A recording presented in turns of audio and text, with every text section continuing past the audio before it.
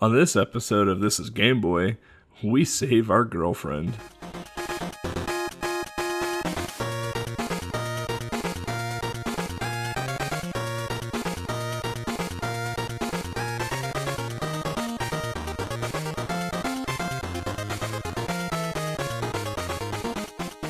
Alright, welcome everyone to a brand new year, brand new decade. God, brand new decade, 2020. Yeah. What a year to be alive. I'm Pelthic Gaming, and with me as always is Moelle. Say hi. Hello, everybody. You've probably heard Mo more than me recently because I've been traveling a bunch, so we have two lights from you back to back, don't we? All right. Two from me, Yeah. indeed. Another Bible and I can't pronounce the title. I'm sure it's just Dedius. Dedius, yeah. A horror homebrew Game Boy game, so. So yeah, outside of doing light episodes, what have you been up to? Well, basically, I've been doing nothing. Not because I didn't want to, really, but I don't know if you can hear when listening to this podcast, but my voice might not sound the same as usual. I had like a throat infection over 2 months ago when you did the two lights back to back, and since then I've been like every 2 weeks I've been getting sick again. So yeah, like just before Christmas Eve, I felt a throat infection coming back up again, and since then I've been like completely wrecked, to be honest. I'm finally on antibiotics, which are so strong that for the past 3 days I've been like kind of looping in and out of existence, to be honest. And yeah, I haven't slept for more than 4 hours a night. I think they're just that strong that I'm like super tired throughout the entire day, and my body is quote unquote resting, and then during the night I'm just up, which makes it even worse because now I just feel tired forever basically. So I haven't really been playing anything. Like I played a little bit more of Metal Gear Solid 5 that I'm trying to wrap up. I played a little bit of Binding of Isaac, just to do something, but besides that I haven't actually touched a Game Boy game or anything else, so yeah, I can't really say more than that. Metal Gear Solid, huh? There's Yeah. a really good quote from that game. Yeah, that you say 700 times. Yeah. For me, I've just been traveling. Like, literally my entire December was just traveling for holidays. So, like, the first couple weeks of December were kind of low-key-ish, sort of. There's just a lot of just, like, tightening up and closing anything you and I had open for the podcast. And then literally, like, after that, like, I've just been on the road. Like, I spent, like, a week in Wisconsin with family and friends. Like, I just got back this past Sunday. Like, I'm finally back in my apartment home, like, in, like, resting again. So, yeah, it's pretty much, like, been my entirety of life right now. I did do some Game Boy Adventure stuff. I basically reformatted Game Boy Adventure to now include Japanese titles. So I did Harimanada, which is a sumo wrestling game, which I now have a complete box of, and I now know that the quote-unquote goal to quote-unquote beat the game is just to get a trophy. There are no credits in the game at all. That is good to hear. Like I mentioned that I played that during the light, and that you would be looking more into that game. So I did finish the game then, so that's good to know. Yeah. I did like 5 hours of research plus like scuffed translation to figure out just anything about the game, period. Because in the manga, the goal for Harimanada is to win 69 sumo wrestling matches. Oh god, yeah. because like that's the most everyone's ever won. So he wants to surpass that to be the best, sumo wrestler around. So I thought that in game you had to beat 69 matches as well, kind of match the manga, and the game just kept going. It just kept going. Like I went like 220 wins, I think, before I finally just gave up. Wow. And the opening sequence, like the 5 choices where we thought were like yokozunas that we fought, is not true at all. That's just like stances, essentially. Like some sumo wrestlers that we fight have a certain way of fighting, so we can counter it quickly via that menu. And then the other menu where we thought it was hard, easy, and medium. Yeah. It's just how far away you are from the line to start, and it's just like there's no rhyme or reason for any of those menus at all. Okay. And then once you've completed 13 to 15 matches, you get a trophy and you win. Like that's the game. So, 4 to 5 hours of research on that. I have a whole document full of that research. But outside of that, I did mini putt after watching you play it that one time. Yeah. Did not enjoy the hard or the special courses. Yeah, meat eater, no. I really liked easy and normal though. Those were fun. I did what the heck is that game called? It was like a 3-stage fighting game. Genki Bakahatsu Ganbaruga. Yeah, the game took you like 5 minutes to beat. I think right? Yeah, you beat it. Yeah. Because I was looking at your list to find short games. It took me a half hour because I just kept getting destroyed by this wheel enemy. Like, it just stun locked me every time I encountered it. I have no recollection of that game whatsoever. Yeah. It's a cool... I bet it would be a cool speed run. Like, I bet it's like a sub 10 minute speed run. Easily. Right. So, and then I played Pingu. All mini games this time. So... did that for Game Boy Adventure. I was going to do some more last night and this morning, but I've been dragged away with freelance stuff. So hopefully after podcast today and after I get my stuff launched for freelancing, I'm going to dive into a few more Japanese games.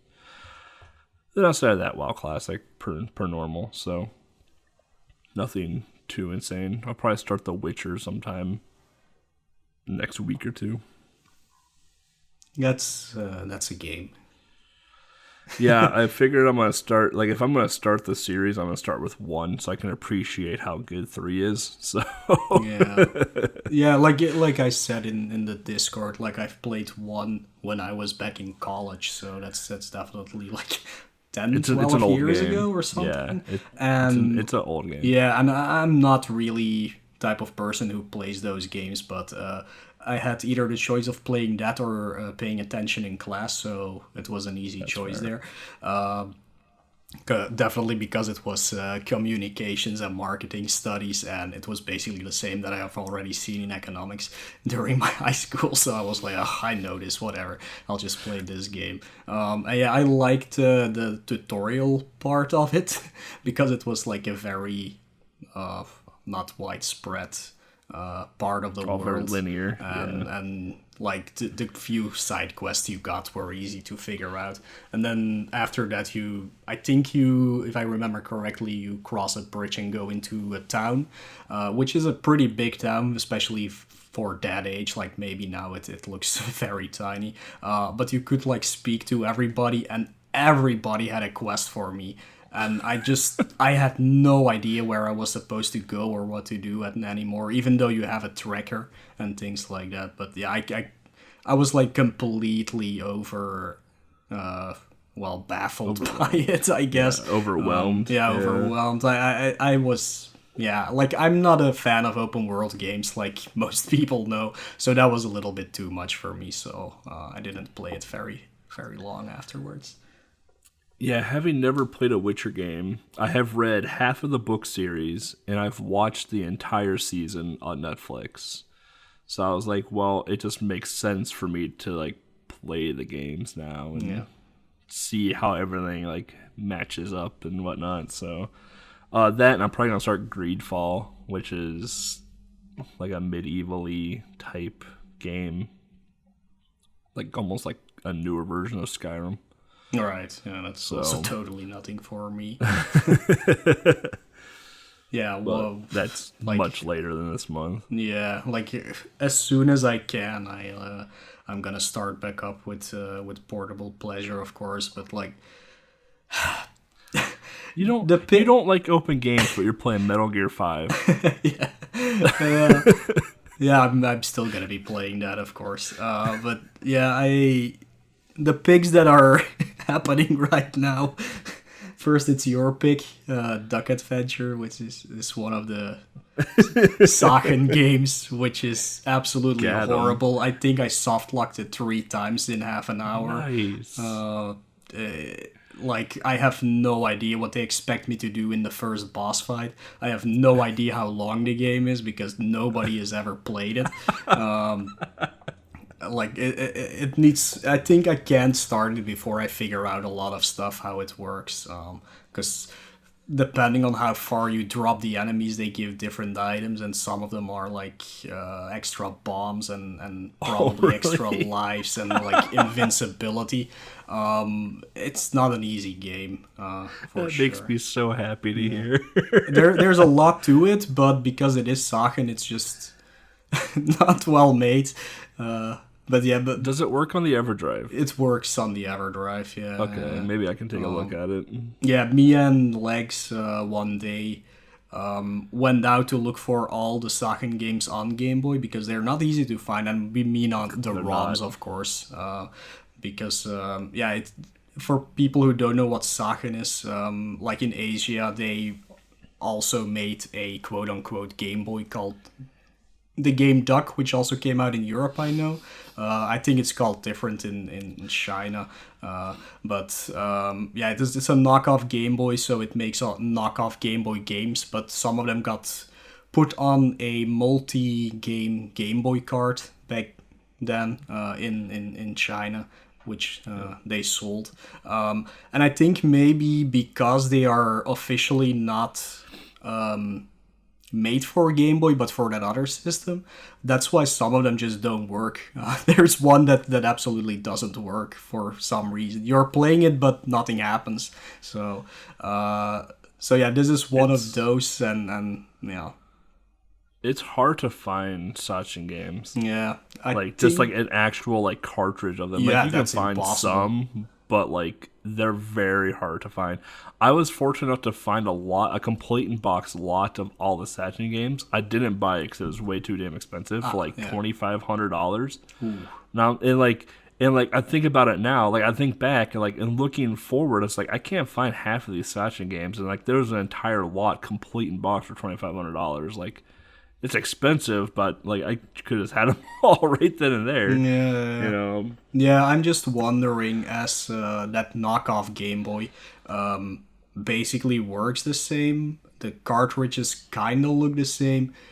If it would be possible, but those are also hard to find. That's not something you can find easily either. But if it would just be possible to like extract a ROM and that it just immediately would work on Game Boy, I have no idea. But that would be an option to actually get those ROMs out there. And I don't think even Nintendo can really do anything about those ROMs because they're not Nintendo property. So it would be nice if I could get the entire list of games, because I think I have 75% of them in ROM versions, but the rest either don't work or they're just not available. Just non-existent. Yeah.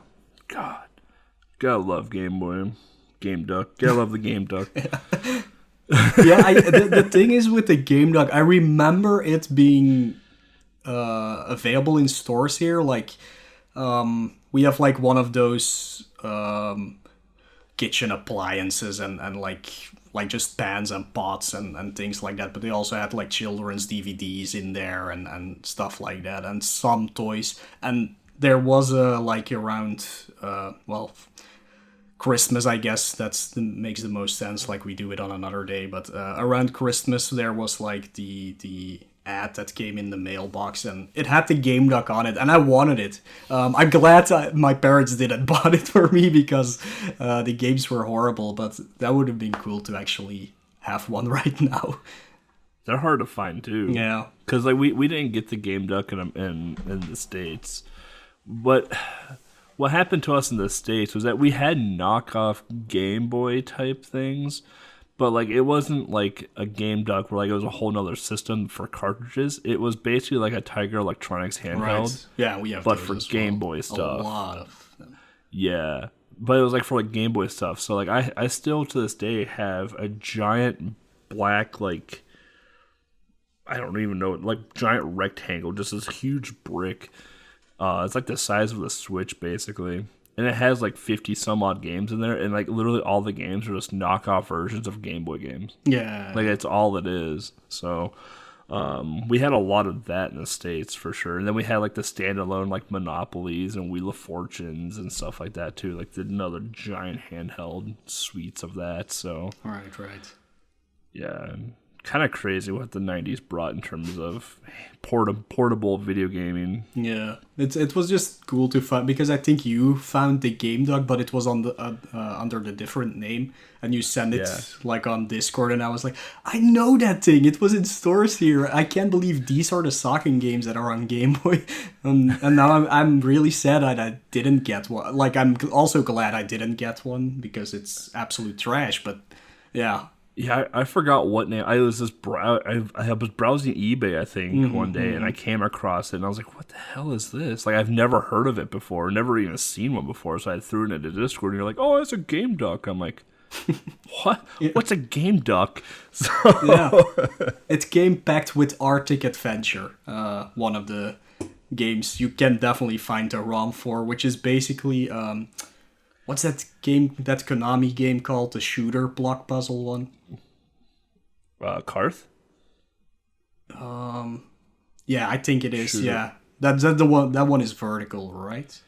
Yeah. Yeah, it's when you like fill in the where you fill in the blocks. Yeah, it's basically the same game but horizontal, and yeah, and it plays worse. So like that's basically it. I already didn't like Karth to begin with. Yeah, so. Yeah, I love tangents, especially ones like that. Yeah, I've actually been looking for Sachin games to have in my library, but the hell if I'm going to pay $100+ for a Sachin game. So absolutely not worth it. I did happen to find a nice Japanese lot where I got 14 games. I think half of them are complete in box. I bought the entire lot for like $14, I think it was. Wow. Waiting for them all to come over because they were all from Japan. But yeah, I got like Magic to Ruru 2. All right. And I had a couple others. I got some like Derby Stallion horse racing game. Okay. A few games that you had in your list marked as unplayable. Right. I actually got a couple of them complete in box, so maybe we could figure out how to play them in some fashion, or at least make a playable video of it so people can see what the thing is. Because a friend of mine introduced me to a person that knows Japanese and is willing to help translate stuff that I sent to them. So that's pretty cool that we're gonna have some translation going through. Yeah. But speaking of, I guess, Japanese, we can dive into our game this podcast episode, which is Maru's Mission, or in Japanese. I'm gonna butcher this in Japanese. Ora Jaja Maru Sekai Dabuken. I'm not very good at Japanese, which is I'm Jaja Maru World Adventure, basically. That's pretty much it. So stay tuned, and we'll be right back.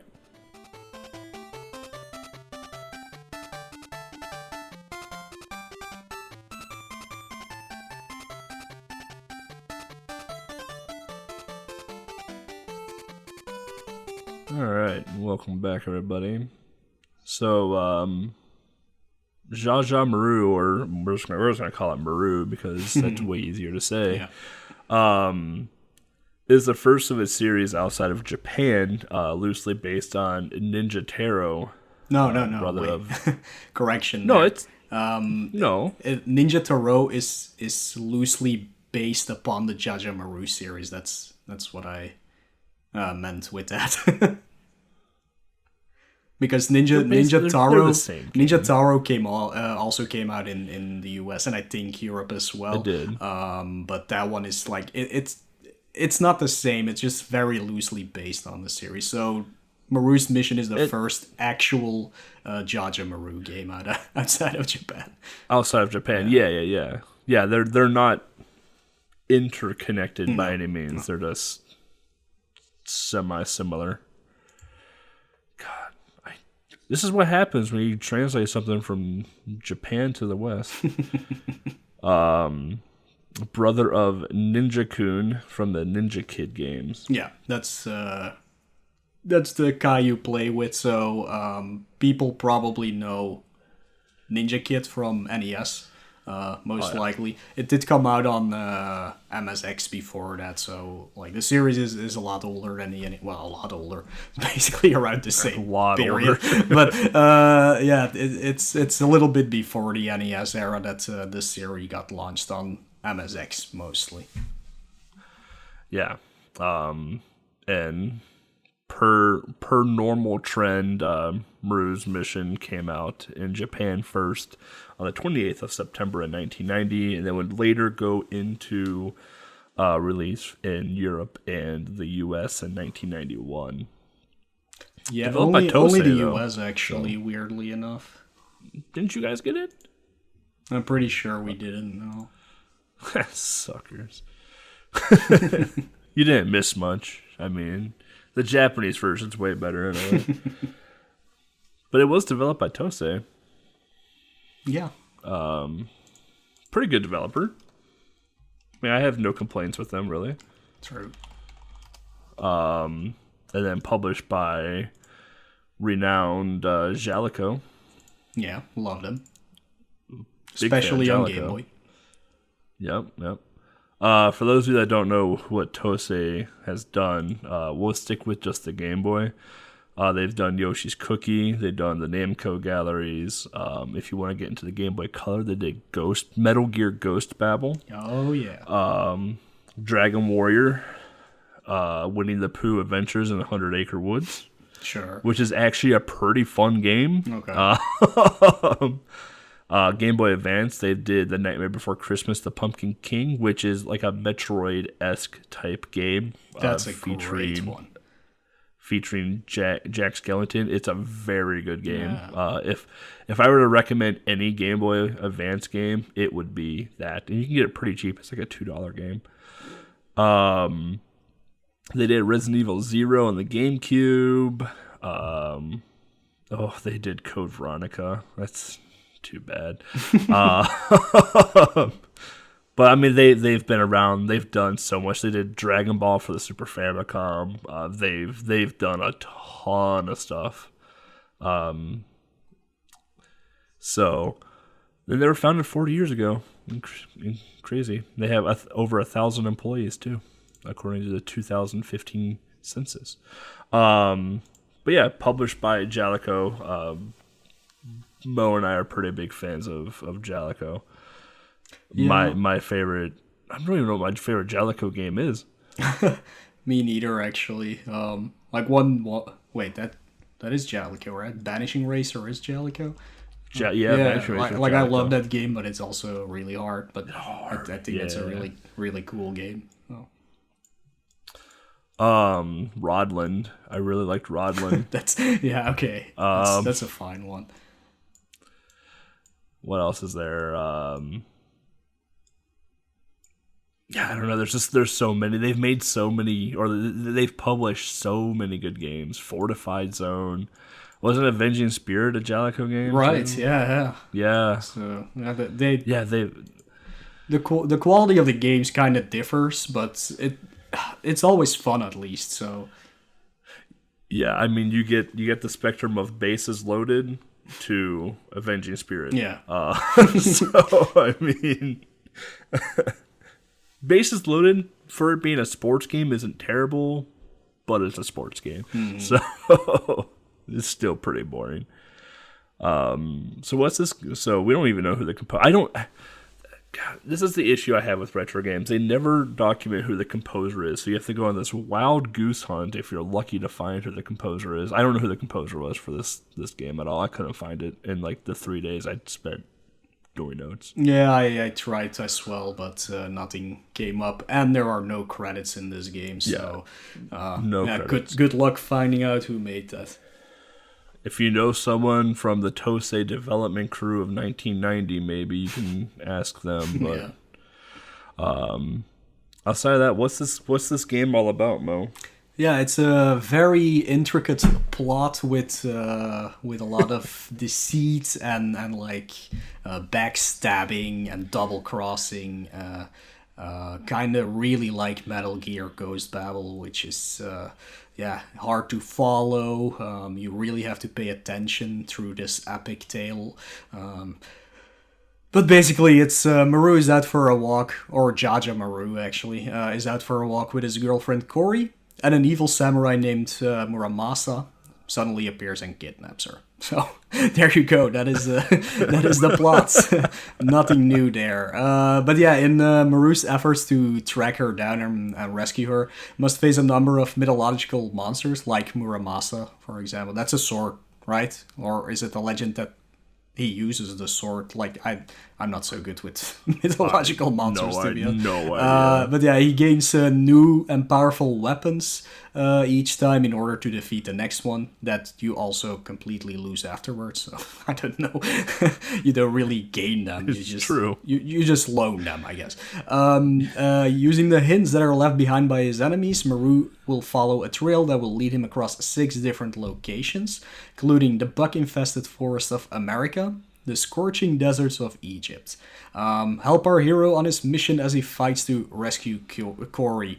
I was gonna say that's the U.S. story. Yeah, that's definitely the U.S. story, because could dive into that one a little bit later, because the first stage is definitely not in America. But in the Japanese version of the game, Cory also, of course, gets kidnapped, but then it's not by Muramasa, it's by some sort of devil, and he comes from America, so maybe that was a little bit of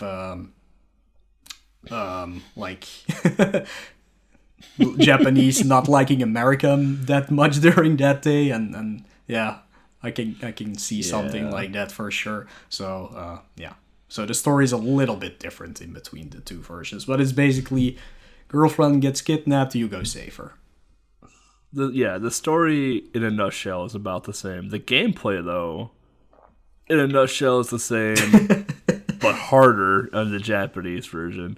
So before we dive into that, we'll stick with the U.S. version for now. But so the U.S. version, you start off in North America. No, it is North America, anyways. Yeah. Oh yeah. Oh yeah. Oh no. Wait. Yeah. No, you start in North America on the that's U.S. The US and you end in North America on the Japanese version. Yeah. You fight a mini boss named Iclops. So before we dive into these bosses, we should just talk about the gameplay first and foremost. Maru's missions, your typical hold right platformer. You can shoot projectiles. You can jump like you're on the moon. You kill enemies that then have their spirits dangle in the sky. When you collect the spirits or the souls, that's your hit points. And then the bottom right corner of the screen is the total number of souls that you have. And that's basically your hit points. Once that hits 0, you die. In the Japanese version, you die once. There's no continue at all. You just start the game over. In the American version, if you die once, you have 1 continue. Yeah. So, not a huge deal, I guess. And it takes a lot to die in Maru's mission. Because in the American version, the spirits are just all over the place. Like, you typically in the first 2 seconds, 3 seconds of the stage, you're going to get a power up. 90% of the time, the power up is going to be a weapon upgrade, where you're going to be shooting comets across the screen, or you're going to have this homing ball yo-yo thing going around you. You're gonna have this giant laser go across the screen and kill everything.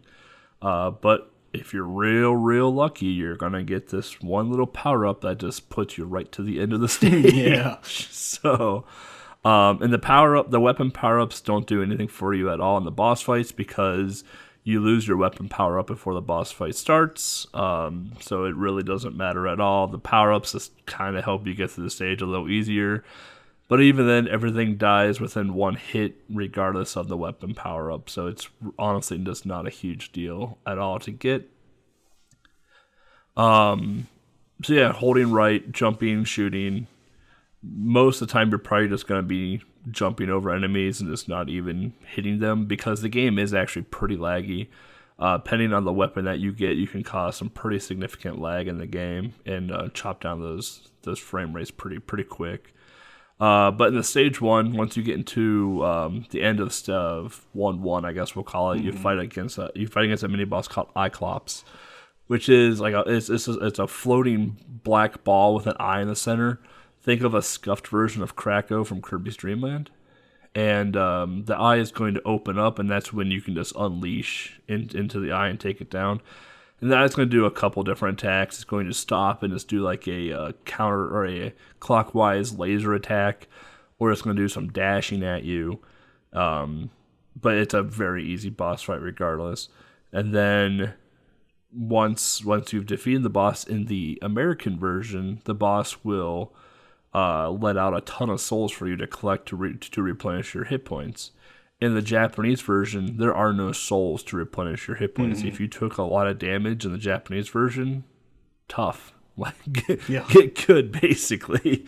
And then there's going to be a little cutscene before you fight the boss and after you fight the boss. So once you've defeated the boss, there's going to be a little cutscene that says, hey, you're about to go fight in this case, Insector. Use this item to defeat the boss. Okay, so they give you an item to fight Insector. The Insector stage 1-2, you fight against your doppelganger kind of halfway through the stage. Again, you can just jump over him or walk past him. There's no reason to fight your doppelganger at all. And once you get to Insector or the X-2 boss in Maru's mission, you have to press select.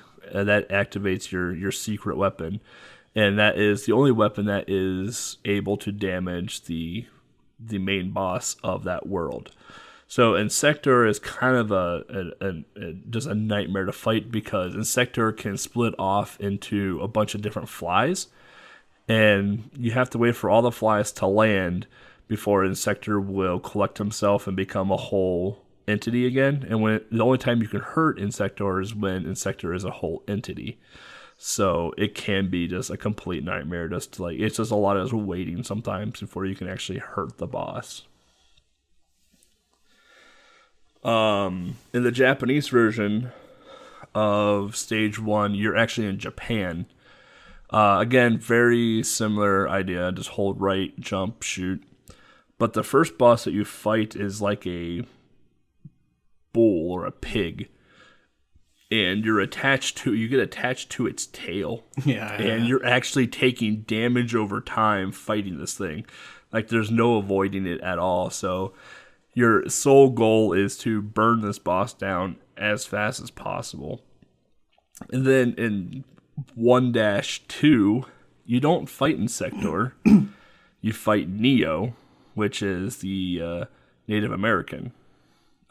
Which we'll talk more about in the American version later, because that's like the second to last boss in the American version. But in the Japanese version, it is the main boss for stage 1. And it's a very, very basic fight. Basically, you spam down the head and it's done. So from there, we have to go to Romania, which is the first level. The first level has a desert. The second part has a cemetery. Yeah, everybody knows the vast desert of Romania. Like, incredible desert there. Yeah, everyone knows. And then, so the first mini boss you fight is Wolfman. Wolfman in the American version looks just like a normal human being with a very scruffy face. It's not very compelling at all. But the crappy thing fighting Wolfman is you can only hurt him when he goes berserk. So when he's in his civilian innocent mode, you can't hurt him at all. But when he goes insane and berserk and starts attacking you, it's the only time you can attack him. There's a glitch in the American version that duplicates the boss and splits him into two. So that's fun. That's a good time. In the Japanese version, Wolfman is actually like a wolf man. Like it actually looks like a wolf man. Again, mini cutscene before and after. Wolfman's like, hey, take this piece of garlic and go defeat Dracula, because we all know the only way to beat Dracula is to throw garlic at him. Or a pizza which has garlic on it. Never forget about that. That's true. Or garlic spray. You have a garlic spray as well, too. I love how I just Googled Romanian desert. And it's immediately, you mean Romanian dessert, right? Because there's no such thing as a Romanian desert. That's really great. What do you mean, the lush sands of Romania? What are you talking about? All those sand dunes in Romania. Oh, God. So the Tutu boss is Dracula. Here you're in a cemetery. This is the you get the funnest power up in this stage, which is a minecart. It literally does really nothing. It doesn't make you go faster. You can't shoot anything. You could run into stuff and kill it. That's really about it. But it plays a pretty fun little jingle, so I do recommend getting it. Right. But outside of that, you have the graves, and the graves get in your way. Like, you can't walk through them or pass them. Like, they're just like a wall. It's just, they're obnoxiously in the way. So then you reach Dracula. And Dracula's a joke. He starts out in bat form, and once he turns into human Dracula form, is the only time you can hurt him via the garlic, which you have to press select for, remember. And then if you don't kill him fast enough, he's going to split into a whole bunch of bats that are going to line up and chase you, and you just have to dodge them and wait for him to turn into Dracula again, and it's a whole thing. It's a pretty easy fight. Then once you've defeated Dracula, he's just like, oh yeah, Corey is in the next zone, or wherever I saw Corey in next zone with so-and-so. Okay, so now we're going to go to Greece, but before we go to Greece, we gotta play Jaws. Yep. Everyone's favorite NES game. And if you think I am memeing, I am not memeing at all. So, in Maru's mission, there are 3... Do we call them? You can't call them bonus stages, because if you die in them, you game over. Yeah. No, they're like you can't even, intermediate stages, I would just say, or something like that. Traveling stages? I don't know. Mm-hmm. But you can't call them bonus stages because you can die in them and game over. And you don't get any bonuses out of them either, so... like. No, you get nothing out of them. They're completely useless. Yeah.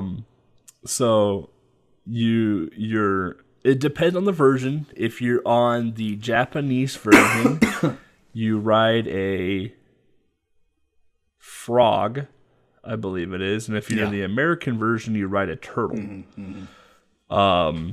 That's your mode of transportation across the Pacific Ocean, I guess, or the Atlantic, whichever way it goes. I think it goes towards the Pacific. To go to Greece, it would be the Mediterranean Sea, probably, but... Well, that's a sea. That's not an ocean. We're divided by an ocean on both sides, Mo. Sure. So, for some reason, the animal throws you off its back, and you end up in the water. And you're magically in a snorkeling outfit with some swimming trunks on. And you're going to have, I think it's 6 sharks that come at you, and you have a harpoon gun, of all things, to have too. If you position yourself correctly, it takes 2 or 3 hits to take out these sharks. And you can hit them off screen even too if you're real accurate. Once you kill the sharks, at the bottom of the screen's a stingray, I believe it is. You have to kill the stingray as well too, and the stingray can hurt you. So once you've killed the sharks for no reason whatsoever, kill the stingray for no reason whatsoever, you can now progress through the game. There is no time limit in these stages at all, that at least I know of. It's just a matter of when you can kill the sharks and the stingray. So we move on to Greece, which is in a cave.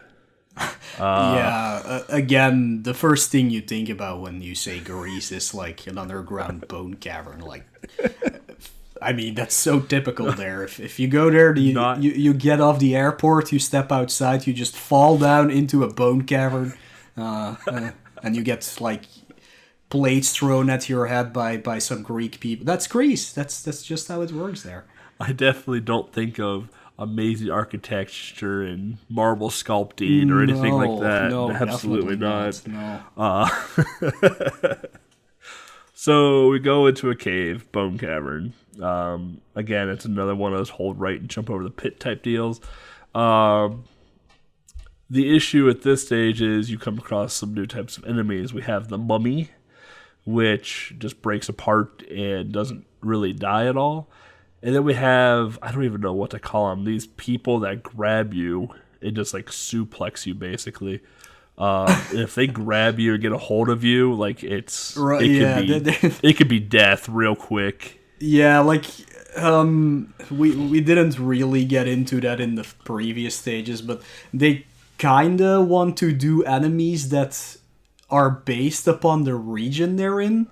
But again, for Greece, it's like it has absolutely nothing to do with it. It's just really random. Yeah, I mean the first couple stages, like the enemies aren't really worthwhile to talk about because they don't really do anything. They're just there to be there. The most dangerous enemy you encounter is your doppelganger in 1-2. Yeah. Really, everything else is just there. The only difference between the two in Japanese versus the U.S. are just the sprites. The Japanese ones have cuter sprites, so you don't want to kill them as much as the American ones. So, but Greece is when they actually started implementing like an actual mechanic to the AI. It seems like so. Yeah. Definitely worth talking about now. Also, in stage 3-1, you can walk on the ceiling. Only in certain parts of the stage for some unknown reason. And there are spikes on the floor that just look like lines that do a lot of damage to you because you don't know you're standing on them. Right. Yeah. Yeah. Yeah, the upside down thing is like... That's also very typical for Greece. Like, there's no gravity in their underground bone caverns, so you can just walk on ceilings. I mean, it's a good place to visit, really. It's not bad. Yeah, just don't go outside with the no gravity because then you're like up in space. You're floating away. Yeah, you don't want to go. You don't want to do that. So then we come across our mini boss, our 3-1 boss. His name is Gollum. Very much like the Lord of the Rings, he likes to troll you quite a bit. Yeah. Also very typical for Greek mythology, the golem. Well, the funny thing is the golem looks like a Roman fighter. Yeah. But yeah, like a golem is from Hebrew. Yes. Yeah, definitely. So not really has anything to do with Greece either. They could have gone with like... They had so many things to choose from. When it comes to Greek mythology, and then they go with a golem. It's like, oh, come on. We have a game with bosses featured from mythology. So let's choose. Oh, we're in Greece. We're in a very rich mythology land. Let's choose one not from Greece. Okay, all right, cool. So Gollum, he can do a lot of different things. The typical attack that you'll see Gollum do is that he'll curl up into a ball and kind of just bounce around the screen for a bit. While he's in ball form, you can't hurt him at all. You have to wait for him to go out of ball form to hurt him. Kind of like those roly-poly bugs, if you've ever played with one as a kid. During the fight, there is a section of the screen with spikes on it. You do have to kind of be careful where you're placing Zsa Zsa Maru. Otherwise, again, it's like the Insector fight where you're probably going to spend most of your time just waiting to hit the boss. Once you've killed Golem, he's going to give you a shield. And you're like, cool, I got a shield finally that you can't use until the boss. Another thing to note, in the cave levels, because there are more than one cave level, if you get the power-up that skips you to the end of the stage, you can be intercepted by an enemy.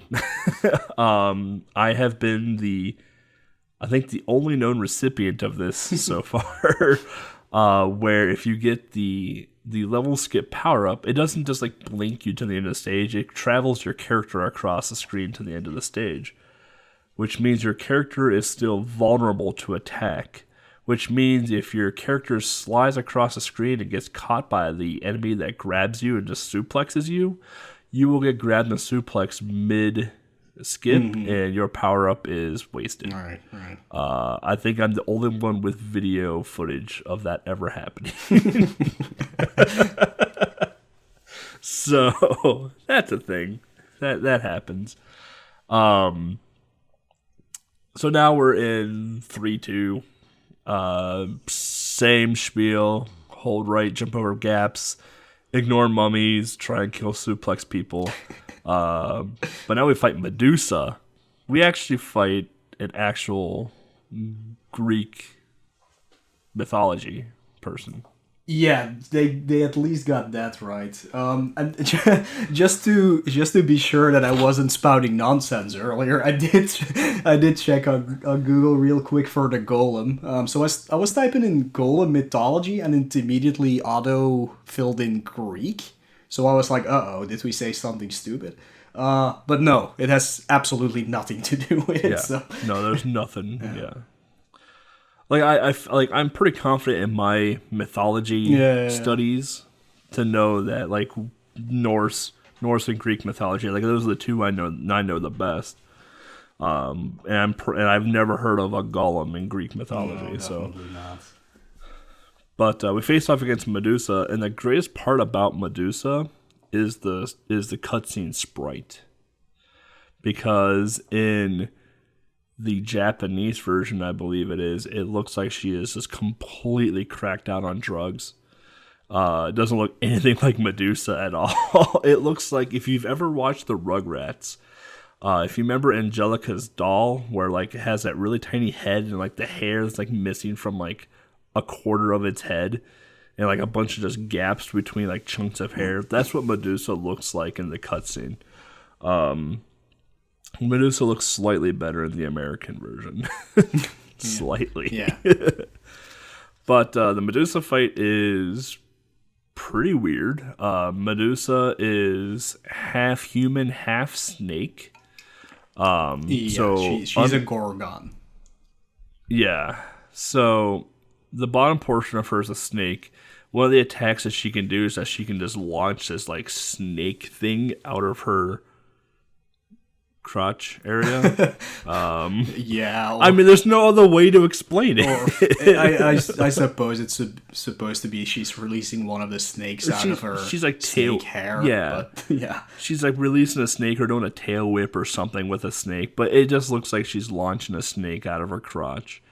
I mean, this is what it looks like. You can't do anything against that attack at all. You have to wait for her to shoot Cheerios at you. Once she starts shooting Cheerios, because that's what Medusa's known for, is shooting Cheerios out of her mouth. You have to pull up your shield, and then once you've pulled up your shield, you reflect the Cheerios back at Medusa to hurt her. That's the American version. Yeah. I think it's supposed to be her her reflection. Her gaze into the reflection. Yeah. Again, for people who don't know the story of Medusa, she can basically turn people to stone if you look at her. If you look at her, that's actually it. She doesn't have a beam. Or anything. If you just look at her directly into the eyes, you'll turn into stone. Yeah. But if you use a reflection Yeah, she turns against her. herself into stone. For a lot of like new media, like not going back to the original story, they do portray her a lot as having a beam because, like, especially in video games, it would be kind of stupid if it would just be you look at her and you're like completely turned to stone. So yeah, you can actually see the attack, but yeah, it's just something. We're looking at you, Assassin's Creed Odyssey. We're looking at you. You fight Medusa in that game, and it's literally that. Like, you don't know she's attacking you. Okay, that's very weird. Looking at you, Assassin's Creed. Yeah. Like I'll make reference to God of War, I guess. Like you fight a lot of Gorgons in that, and maybe Medusa herself as well. I don't remember. I know you. Yeah, that's probably the first boss of God of War. When you take her head and you use her head to turn enemies into stone with that, so you can see a gaze coming out of her. But yeah. Yeah, but in the Japanese version, you don't have to block her Cheerios. You just shoot your shield at her. Like, there's no blocking at all. Like, your shield is somehow a shield gun, and you just shoot her with it. Like, that's the Japanese version. Honestly, the Japanese version is actually slightly faster than the North American version because of the boss kills. Speedrun fact right there that we'll get to later.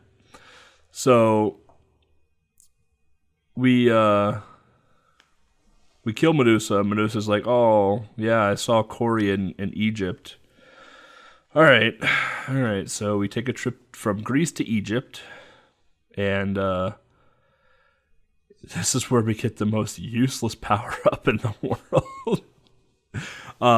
So in Egypt, you come across mummies and angels. I'm gonna call them angels. And about 3 seconds into the stage, you get a power-up. The power-up's a whip. Right. Yeah. Now I know what you're I thought you were talking about what the boss gives you, but yeah, okay, no, I got it. No. Every power-up in the game, you're able to move Maru while shooting. The whip, once you use it, Maru stands still, and this giant whip goes around you for about 6 seconds before you can move again. Casually, this whip is kind of nice because it does gather you souls after it's killed something. Speedrunning, it's terrible. Or if you have no patience like me, it's terrible. So, as we progress through Egypt, we go and enter the Sphinx. Don't enter it, I guess. We encounter the Sphinx that is the size of a 2-liter bottle. It's quite small. Yeah. At least they got their mythology right there. Yeah. And it's interesting that they chose to do the boss this way. So you don't fight the Sphinx. You have to answer a trivia question. Yeah. And it's interesting they chose that because from what the little bit I know about Egyptian lore is the Sphinx was a lot of just like intelligence, like that's where like it's just there's a lot more like mystery and lore to the Sphinx that we just don't know. So a lot of people like look at the Sphinx as this robust like mystery type deal. So it's interesting that they chose to do a trivia question for the Sphinx instead of just us fighting the Sphinx. I think either it's like a Bible story or just a standalone story, but I do know there is a story about the Sphinx where it's really a guy walking up to one and then getting asked questions. And I think even the one that the Sphinx asked in the American version, at least, is of that story, if I remember correctly. It's a riddle, yeah. Yeah, it's a riddle. Yeah, indeed. But yeah, as far as I remember, that's how the story goes. But I don't remember exactly where it originated. But you can see this type of behavior from a Sphinx in other types of games. The most recent one maybe being Mario Odyssey, Assassin's Creed. Yeah, maybe that one is more recent. But yeah, I do know in Odyssey, yeah, like you also have to like answer questions when you encounter. Oh, really? I've never played Odyssey, Oh yeah, so yeah. It's I don't like Mario games. But in Origins, Assassin's Creed Origins, which is the one that takes place in Egypt, Right. you do encounter the Sphinx, and there's a lot of touch points to the Sphinx in Assassin's Creed where you have to figure out, like, there are a bunch of riddles that you have to figure out in order to access the Sphinx. It's actually really, really interesting. But it asks you a riddle in the American version, the U.S. version. I forgot what the riddle actually goes. It's like, what has 4 legs in the morning, at night, 3 in the morning. in the afternoon, and 2 at night.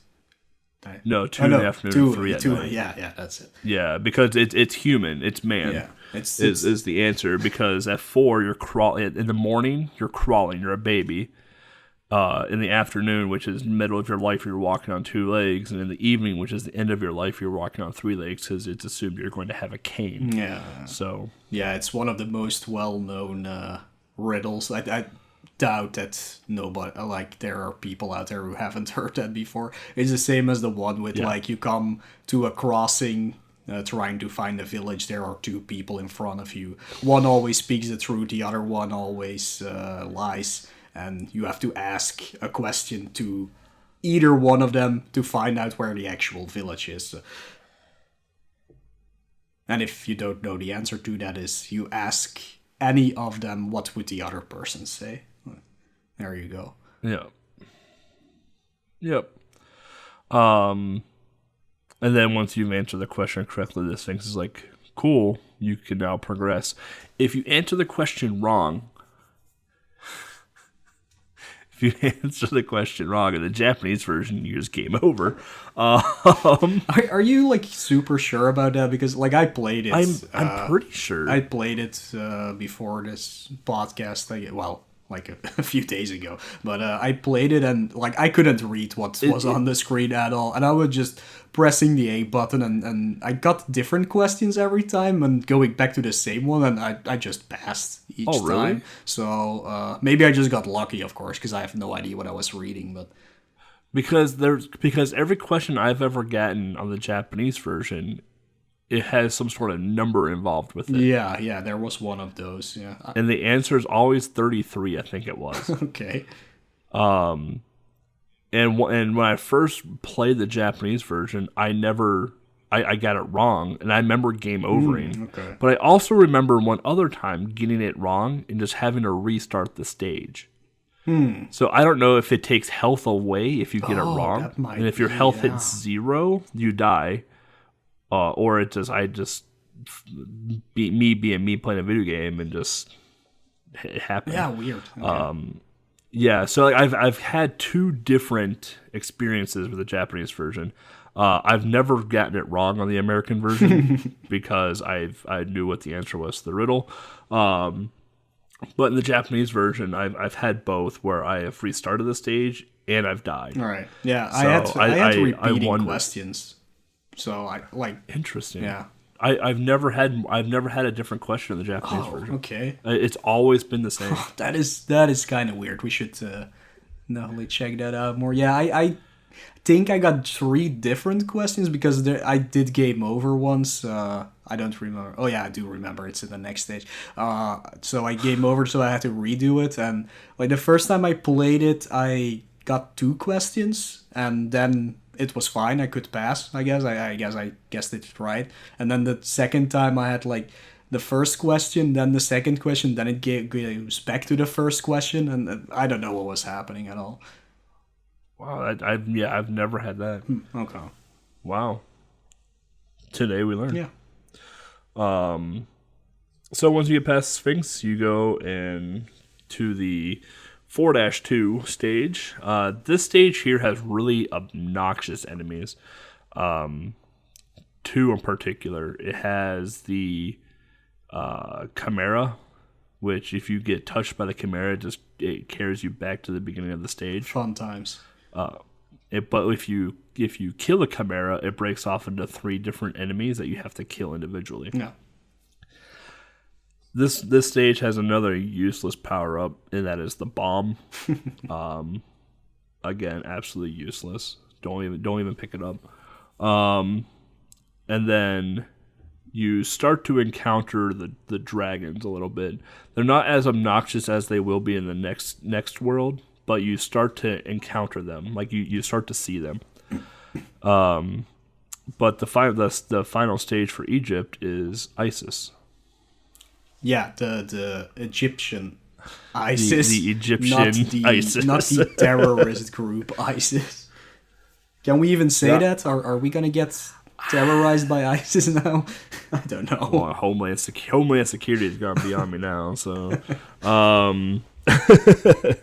so yeah, you battle against ISIS, which is a very similar fight to that of Cyclops, actually.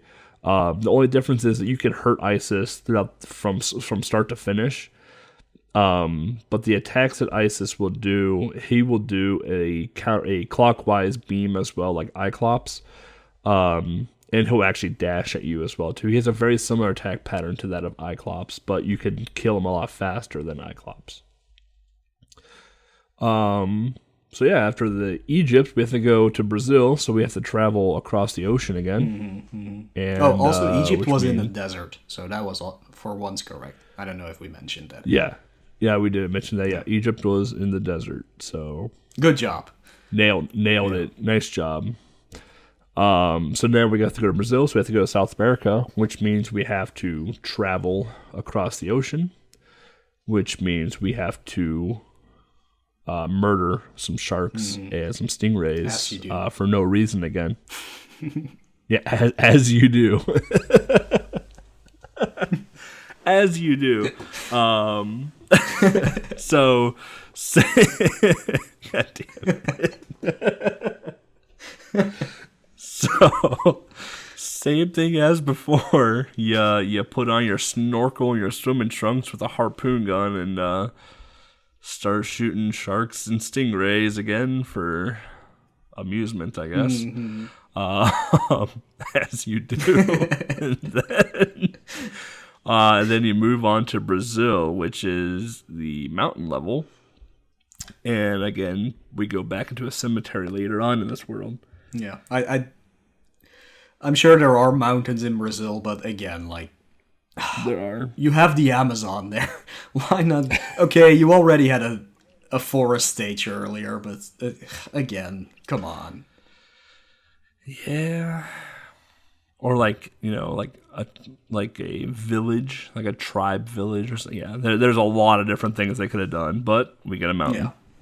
Yeah. This again, now you're still fighting chimeras in the mountain. But now you get really introduced into these like dragon seahorse looking sprites. And they're obnoxious because you can't progress the screen without killing them. And sometimes you can't kill them because they go into the floor or the ground and your projectile doesn't go through solid objects. At least not far enough sometimes.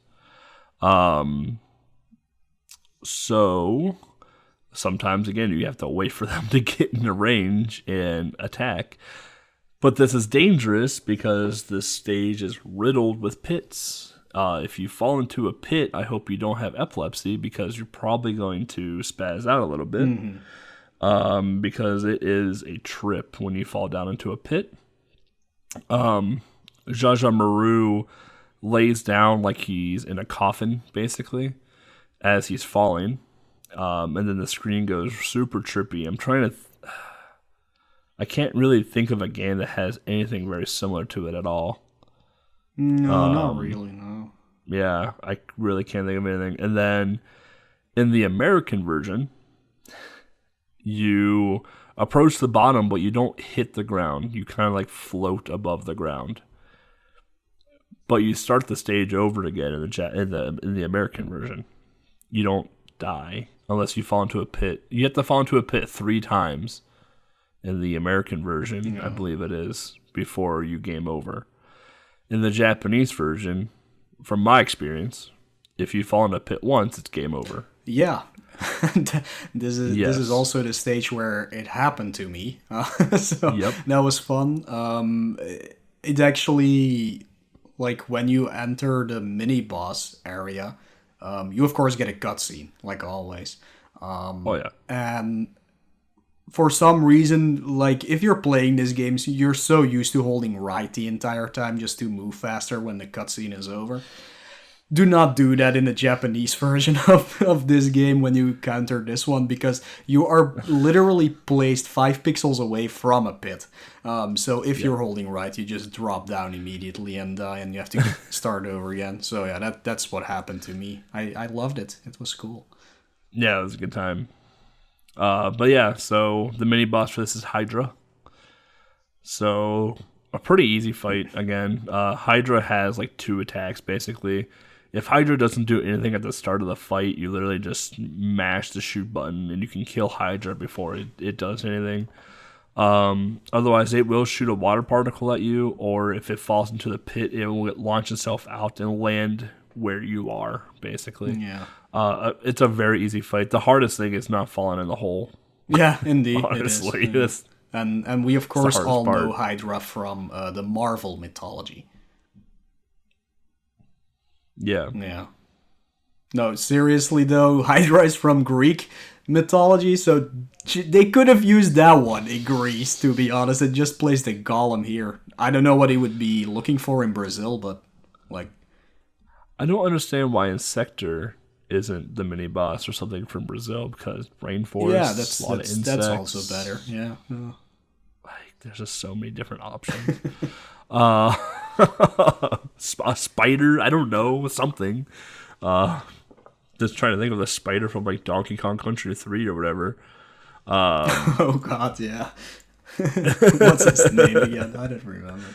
I don't remember. But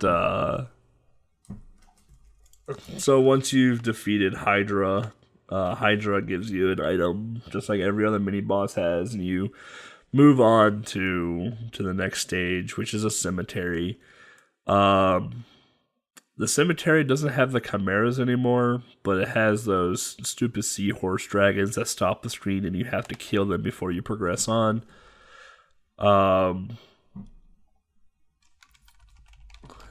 Then you fight something called Kelbalos. Kelbalos? Yeah, that's the name for it, but I'm pretty sure it's just a bad translation. Because I kind of know what they mean, but because it's written that way, I just can't figure it out, because I keep going back to Kelbalos, but... I think they mean Kerberos, or Cerberus? Yeah, probably something it's like... a 3-headed dog. Yeah, there we go, that's dog. it, that's what I was looking for. Yeah, it's Cerberus, not... Like, Cerberus, nobody's ever Greek. written Kelbalos, unless... I don't know, maybe... Now I need to know, wait.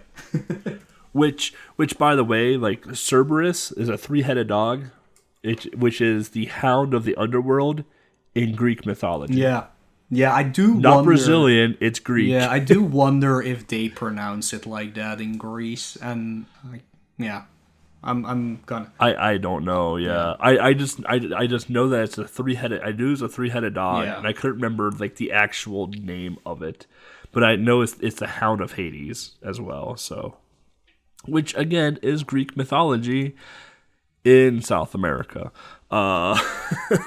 So, this fight is really obnoxious. Oh. Honestly. So, it's pronounced, in my good Greek accent, Kerberos. So, it's a bad translation where they replace the R's with an L. So, there we go.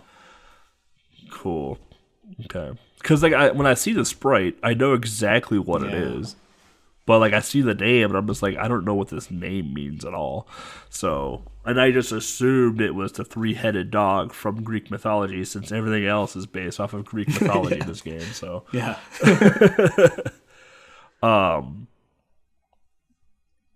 So I mean, it kind of makes sense for it to come from the cemetery, I guess. I mean, it is the Hound of Hades, so it's coming from hell of a sort. He protects the gate to the underground, basically. Yep. So this fight's pretty obnoxious, honestly. what's going to happen is that it's going to launch itself in the air, and the screen doesn't transition with you. Is that the word I'm looking for? It doesn't move with Jar Jar Maru on a vertical plane. So when the boss goes up in the air, it goes off screen. You can't see the boss anymore, so you don't know where to like throw your shurikens at to hit it, or whatever the magic item was for this. I forgot what it was now. To hit it, so you have to wait for it to come down. But it moves at such a sporadic pattern, and it bounces around so much that it's actually exceptionally hard to hit. Yep. In the American version, if I remember correctly, the boss only has one head, which is interesting. But in the Japanese version, the boss does have multiple heads, if you look very closely. So, because the sprites from American to Japanese are actually quite different for bosses. Once you beat that, it magically talks to you and it's like, yeah, I saw Cory in Japan with Muramasa. Oh, okay. Yeah. Or in the Japanese version, I saw Cory with the devil in America. So again, we have to travel across the ocean. So as you do, as you do, you have to go kill some sharks and stingrays again. God damn. So again, put on your snorkeling outfit and grab your harpoon gun, go kill some more sharks and some more stingrays to progress through the game. Yeah. Luckily you're going to Japan, so you can sell the bars there. That's true. That's true.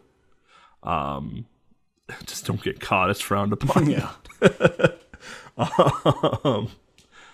But I would just remember, if you're in the Japanese version and you die, you start the entire game over again. So then we move on to Japan in the US version, and you put Ninja Dojo. I call it a cave. Yeah, well, I didn't really write this. I just found it on some kind of wiki page of this. Oh, game. I see where you found it. Okay, yeah. It could be a dojo, but it's basically like Grease again. It's a cave. It's a cave. Yeah, it's like the sequel to Grease. Like Grease 2, like nobody liked it, but they brought it out anyways. So. Yeah, it's really unfortunate. Like this is the level to put the mountain in, because it could have been Mount Fuji. Right. Like this is the stage to put the mountain on. But instead, when you land in Japan, you're well adversed into those caves on that island. So we go to the cave, and guess what? We have to face off against the mummy and the suplexing person again. Yeah. Nothing's changed. If you guys didn't know, there's a underground tunnel that connects Greece and Japan together, and that's how they share their enemy resources, their AI resources a lot of the time. That's why they're so similar. That's why they look almost the same. It's because of that underground connection tunnel. Fun fact. Yeah. It goes under the Romanian desert. Oh. It's true. Yeah. It's totally true. not out of the way at all or anything. No. Definitely not out of the way at all. So the first mini boss you fight is Neo, Nioh, which is a Native American to the Americas. It's an Indian. In the Japanese version, you fight Insector as the mini boss, as the second to last boss in the Japanese version, which is an exceptionally easier version than the American version, mind you. But you fight Neo as the main boss of World 1 in the Japanese version, which is really interesting. So once you fight, so Neo basically has 2 phases. Phase 1 is you have to attack the body, and he has like this whip that if he whips you, he'll get a hold of you, but you can still attack, so it really doesn't matter at all. Once you've destroyed the body, it turns into a floating head. Yeah. Again, if you can get under it and just aim up and shoot, you can stun lock it and kill it relatively quick. Otherwise, it's a little obnoxious, but it's pretty quick fight regardless. And after that, he's like, yeah, Miramasa, something, something, something. Okay. So now we go into the final boss fight. So again, we have to traverse through the cave, mummies, suplexing people, whatever. Then we get to Miramasa. The fight between American and Japanese is very different, so I'll talk about both. In the American version, Miramasa is basically just a tank and spank fight, essentially. You shoot at him, he throws a sword at you, you keep shooting at him, game over. Roll the nowhere to be seen credits. Yeah. In the Japanese version, it's a 2-phase fight. So in phase 1, you see a physical appearance of Miramasa. And once you've destroyed that physical appearance, it goes invincible and you can't see the boss anymore. So the only way to know where the boss is at is by the sword being thrown. And from there, you still have to do a bit of a guess where the boss is at. It's an exceptionally hard fight because you're at the end of the game. You're taking a ton of damage from the sword. You don't know where the boss is at. It's pretty stressful. So once you figure it out and once you start hitting the boss, the outline of the boss does show up. But if you stop hitting the boss and it moves, like you don't know where that boss went at all until it throws a sword. So very difficult fight actually for the type of game that it is. And then the cutscene afterwards, once you've defeated Miramasa, in the American version, because I can't read Japanese, it gives you an address. It gives you Jalico's old address for their American headquarters, which is now a plastics factory. So that's cool. Yeah, probably not the same number anymore either. Probably not. Yeah. Probably different number. You can always try and call it if you're from the US at least. Like, I wouldn't recommend European calling an American line. That's gonna cost you a bunch.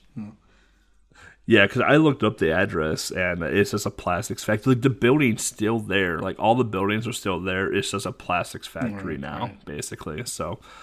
Which happened a lot with some of the old retro companies, like the old 80s and 90s retro companies. Like the only ones I can think of that are still in North America, like physically, you have Nintendo, Sony.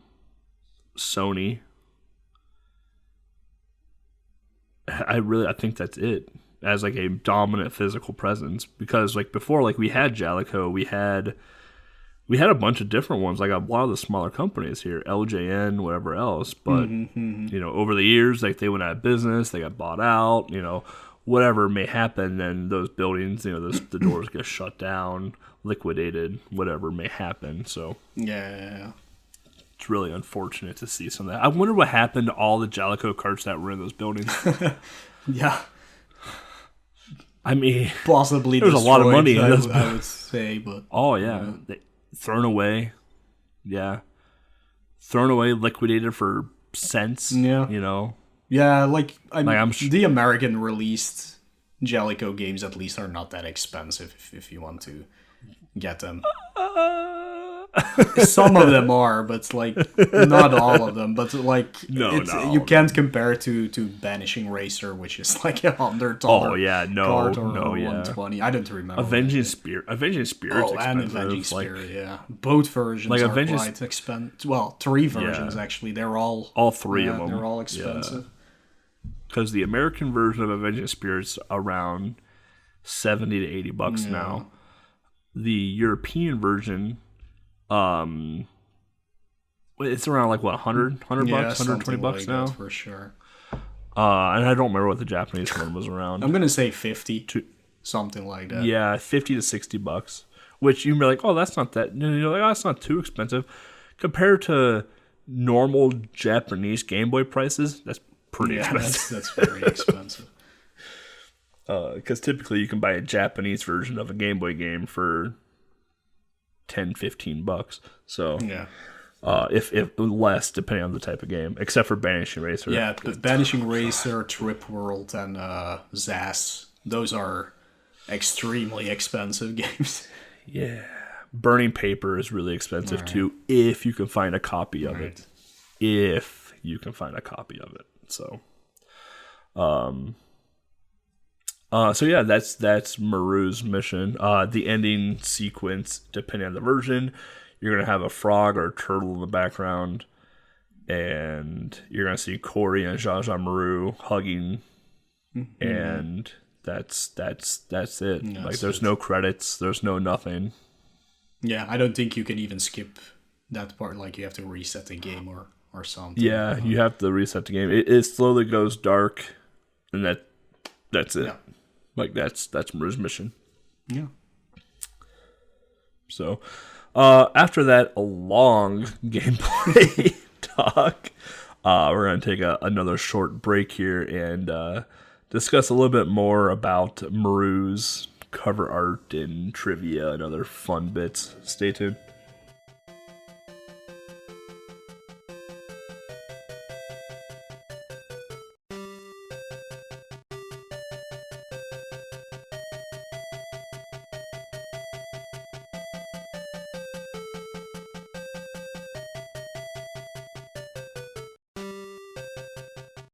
Welcome back, everybody. So, took a bit of break after that long gameplay level chat we had there. But so let's dive into what we typically like to dive into is the cover art for this game. Yeah, starting with the Japanese one. Yeah, starting with a good one. Yeah, it's a really good one actually. I really like it. It's really colorful. It actually has like layers to it.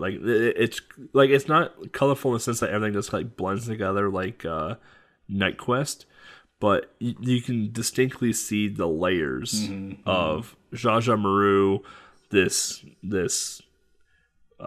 ambient cloud, and the devil grabbing Cory from the sky. Yeah. Is that a camel?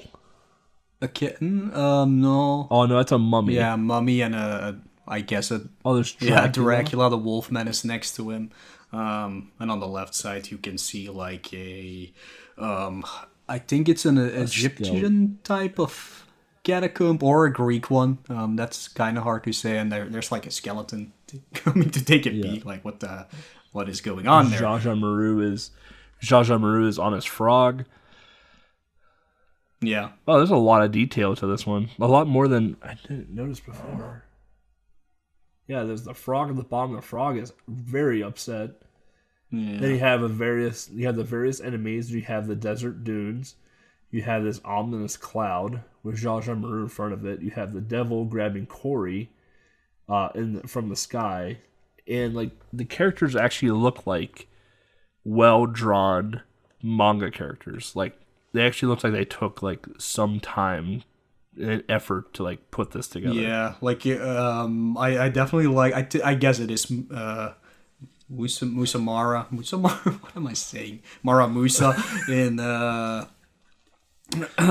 that like the final boss, I guess, the devil type. Yeah. But he looks like, if I remember correctly, if you've ever seen the original Dragon Ball series, when Oolong is terrorizing the village at the start of the series, he turns into this like demon thing. It's one of his transformations, and I if I remember correctly, it's like that, completely like that actually. So.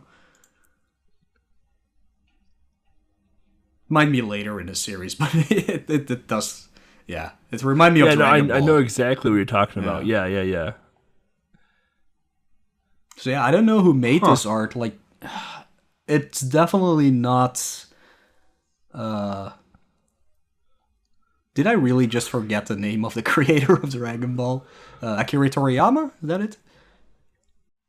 Yeah, it is. It is Akira Toriyama. There we go. Yeah. I completely blanked on it too. Yeah, I don't think... Well, I don't know. Maybe it could be drawn by him, but it could also be like based upon his work, because the way Dracula is portrayed in this cover art actually looks like Devilman from Dragon Ball.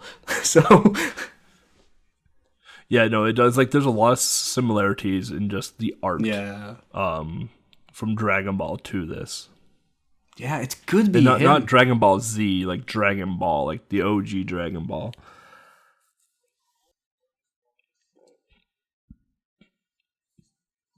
Assistance, yeah. Unlike the American version. Yeah. The American version... It's jokeably bad. I mean, jokeably bad. Yeah, it's one of my favorite covers for Game Boy, but not because it's good. Think like if you have a 10-year-old child who understands human characteristics like nose, ears, mouth, eyes, and had them draw a boy with a backwards cap and a girl in distress, you pretty much have the Game Boy cover for the American version. Corey in the American cover, white polka dot blouse. She's blonde with a red flower in her hair, and her arms are up, and she honestly doesn't look like she's in that much distress, to be completely honest. You have Maru, who, mind you, Zsa Zsa Maru is supposed to be a ninja. Okay. Maru in the American Game Boy cover is this kid with light brown hair with a red and white backwards ball cap with a Sony Walkman on, a blue hoodie, and some ripped blue jeans. Yeah. You have to see it to believe it. It's really bad. The drawing, think of like an old Sunday comic from the newspaper, like those quickly drawn comics, and that's very similar to the art style that you'll see. In the background, it looks like a gremlin from Gremlins 2 is grabbing Corey, and it has this 80s like gnar. You know, if you guys remember back, hopefully a lot of our listeners are our age, but if you can recall the 80s at all, if you like close your eyes and think about the 80s, the first thing that's probably gonna pop in your head are these bright neon colors and like these like highlighter strikes, like that, you know, like these swipes of color basically. That's basically the rest of the cover. The rest of the cover, this background is like this pink wave. Think of like Earthbound wave when you're fighting Gygas. Yeah. And then the foremost, you have this blue like marker swish. Think of like an old like 80s fountain cup or whatever. And it says Maru's Mission in bright yellow font. Yeah, it's extremely important piece of art. Like, it's unbelievable. And if you take a little bit of time to look at the art even closer, the eyes and the gremlin have the most detail out of the entire piece of the artwork. Yeah, like you can actually see the iris, you can actually see the lines. You can see like the pupil shape. You can see like reflections and whatnot and highlights, and the rest of it is just this flat, generic painting, coloring, whatever you want to call it. Yeah, especially like the inside of the ears of, like I don't know, it seems smudged compared to the like the rest of the picture. It looks like it's oozing like green stuff out of its ear. Yeah. And like I can't tell from the scan of the box art, but I do own that card, the US card of it. If you look at that one from a little bit closer by, you can see that the entire picture is made in and I don't know if I'm pronouncing this correctly, but pointillism art style, which means that everything is like literally made by doing little dots, which I find very interesting. Really? Like I can't tell from the scan of the cover at all, but I just checked my card, and yeah, it's pretty much made like that. Or they used a computer program for the card to make it look like that at least. So That's interesting. I do like the dotted art stuff. I have a few games like that, and I do like that art style a lot. I didn't realize Maru's mission was like that, though. Yeah, at least the card is. So, yeah, that's it. I think that's pretty cool, but again, the actual drawing is just, yeah, it's just great, but not great. It's so good. So good. Oh, man. There's not much trivia that I found. No, this game. nothing at all, besides like that, yeah, that it's the first one from the Jaja Maru series that came to America, but yeah, besides that, like there's really not much to it. Yeah, not a ton to go off of, not a ton to talk about. In terms of reception, pretty mediocre reviews, honestly. Like nothing, like. So there's a few reviews here that I found, and they're out of 100. So whatever, and they're like 60 to 70 out of 100. Like so it's pretty in the middle. Like you're run of the mill, just mediocre side scrolling platformer. There are some newer reviews out there because it did launch to the 3DS for Virtual Really? Console. What a weird it choice. It did not get very good reviews. Which is we're talking like 1 to 2 star out of 5-star reviews. Not very good reviews for Maru's Mission from the newer audience. So. Yeah, like we can talk about the reception like in our Game Boy community. Like people love this game. They kinda quote unquote hate the speedrun, but like I don't know, everybody just it's special.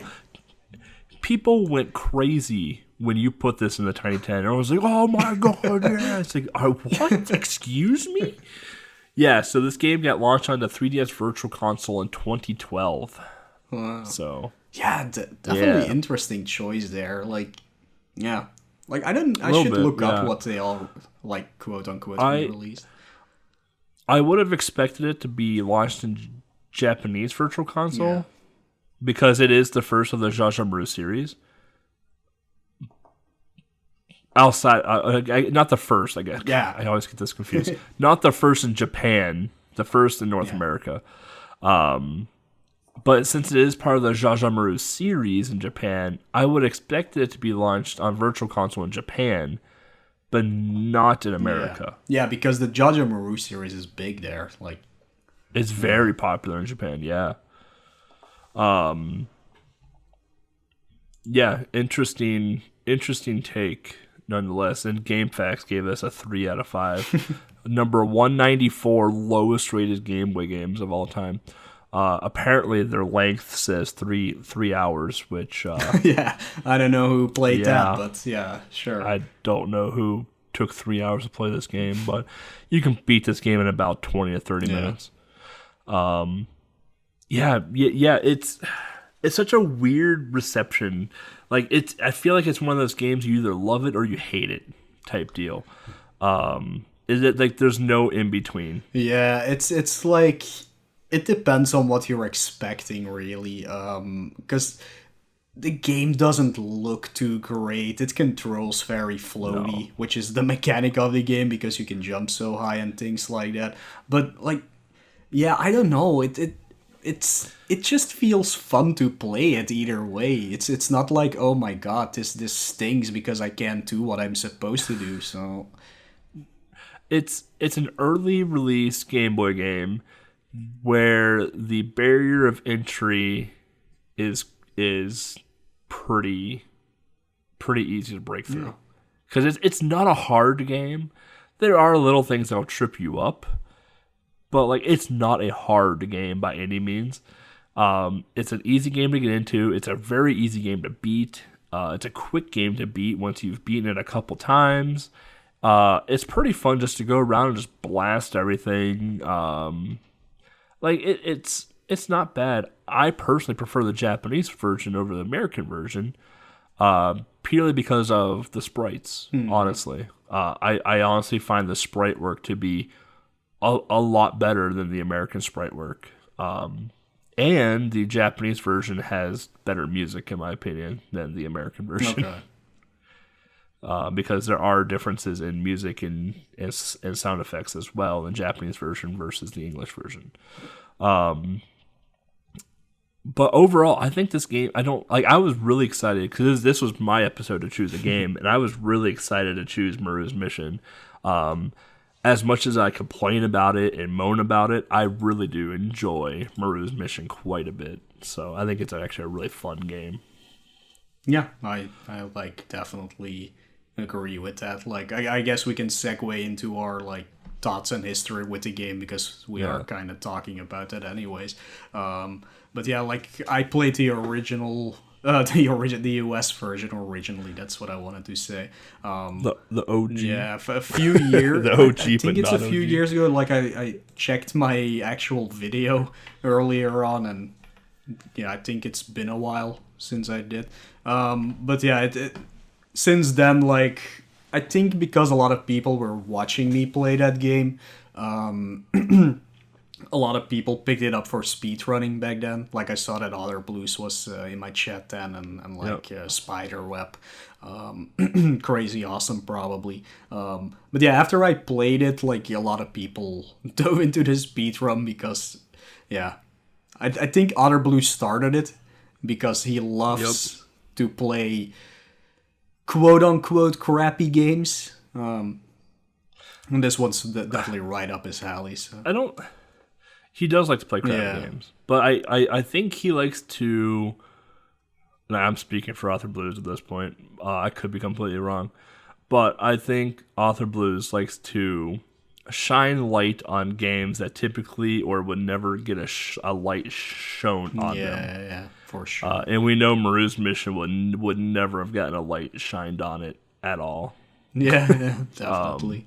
Yeah. Not because it's bad. It's just it's not well known. Yeah. At least in the West.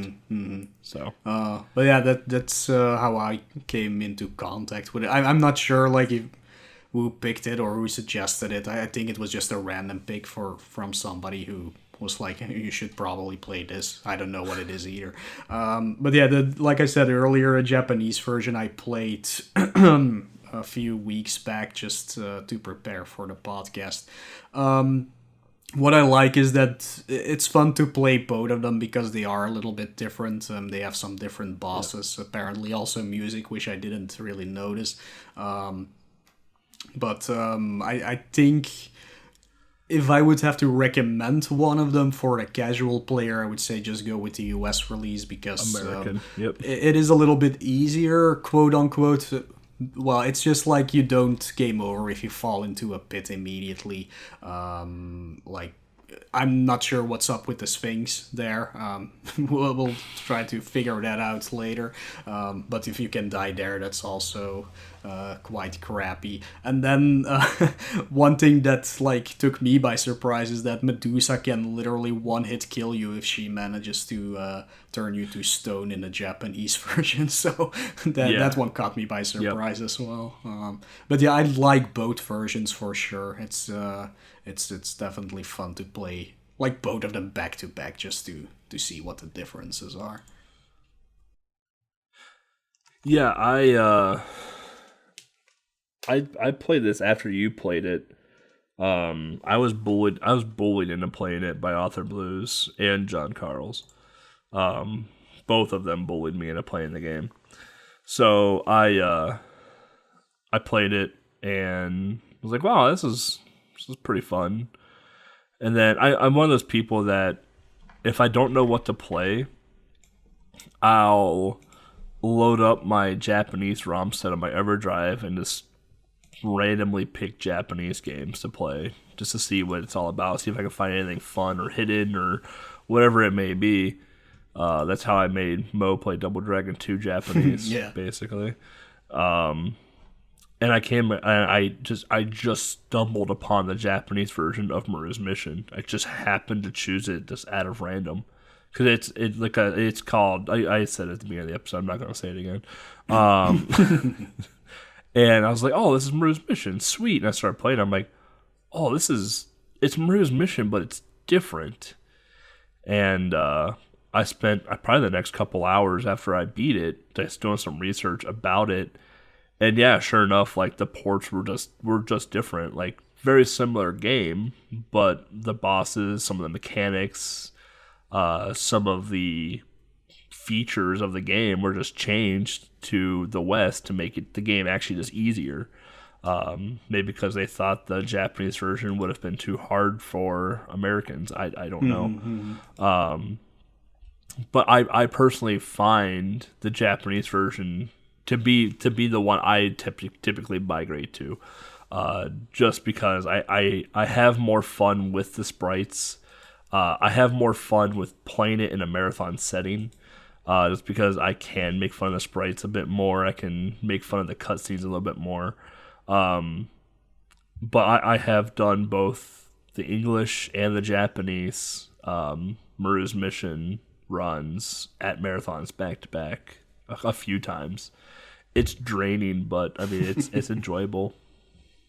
The crowd loves it. Yeah, they really do. I don't know why. I don't think it's that interesting, but like, yeah, it's definitely fun to do. Like I looked a little bit back into how this game came to me in the first place. Apparently, I played it in 2016. Jesus, that's 3 years ago. 4 almost 4 well, years it's November, so I'm gonna say 3 years. But yeah, I think it's because John Carls was playing it on his challenge, and and Spiderweb and other blues were speedrunning it, and they said like you should do this as well. That's probably they bullied you into playing. Yeah, because I always put who requested it in my stream layout, so it's my name. So I guess somebody just told me, and then I was like, okay, I'll play it. Oh man. Yeah. I think I played this back in 2016 as well too. This was a pre-Game 100 playthrough for me. I do know that. But it only took me 23 minutes, so. All right. Yeah, I think my first playthrough took me less than 30 minutes. Oh. I'd have to look, but I know it didn't take me over an hour. So yeah, I mean, diving into some of the speedrunning focus of it. Yeah. You just put, all I know is that Gollum is an RNG jerk. Yeah, yep. I don't remember anything more of it. Yeah. Yeah, so the entire run is just an RNG hell, so to speak. The run is heavily based on the power-ups that you get. The power-ups that you want is the level skip power-up that puts you from the start of the stage to the end of the stage. I forgot what the percentage chance of that power-up is. It was something like 1 to 2% chance of that power-up dropping or whatever. So you're gonna eventually get weapon upgrades or power-ups too. And depending on the weapon power-up that you get, you can severely lag the game, which in turn makes your run slower. So a lot of the times when people run Maru's Mission, if they don't get their level skip power-up, you don't see them shoot at all unless they absolutely have to, just to keep the frame rate going. The two biggest RNG messes in the speedrun is Insector, because Insector can just split right as soon as the fight begins, and you instantly lose like 20 seconds. And Gollum, because Gollum can curl up into a ball immediately and bounce around, and you lose 20 or 30 seconds right away from there. You can lose some time on Medusa. By the way, we're talking about the American version of Maru's right now because there's no Japanese leaderboard yet. Admins. And you can lose some time on Medusa as well because Medusa, like I said, can do the snake attack or the Cheerio attack. And if Medusa doesn't want to give you Cheerios, you can't hurt Medusa at all. So, again, you're kind of reliant on Medusa RNG as well for that. Outside of that, it's a lot of quote-unquote quick kills.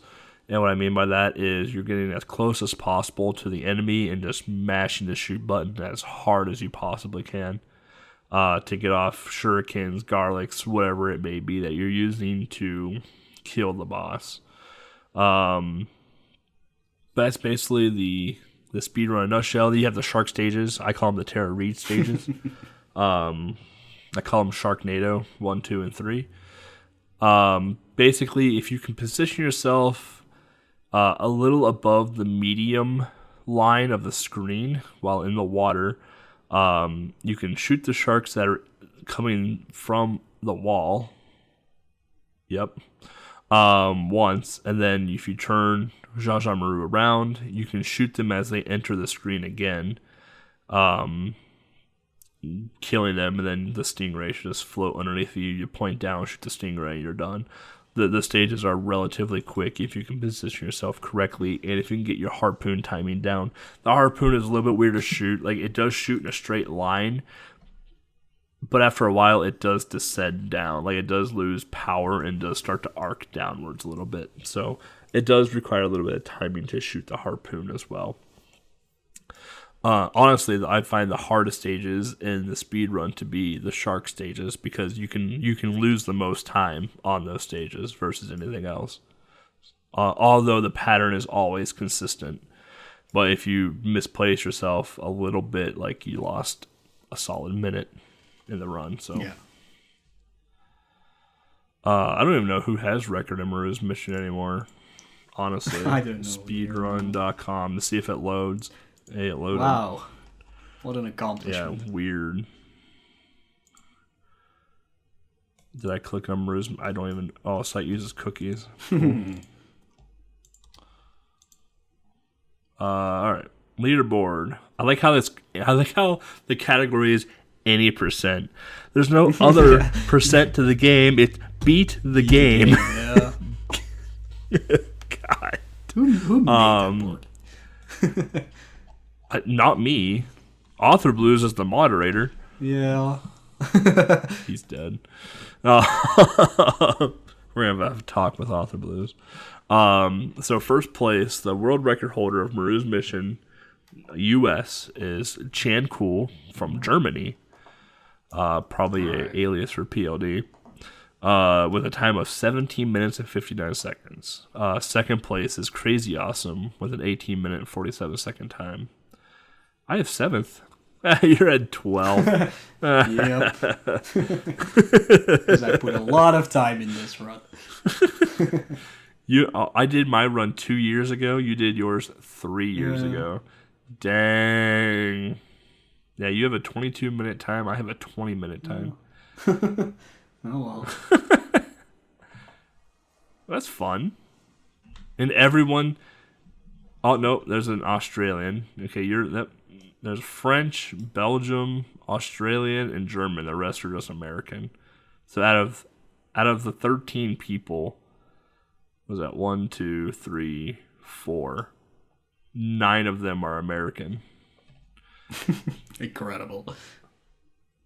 We're going to take another short little break here. We're going to come back. We're going to talk about some community events coming up, some listener questions, and the whole, the outro bits. Stay tuned.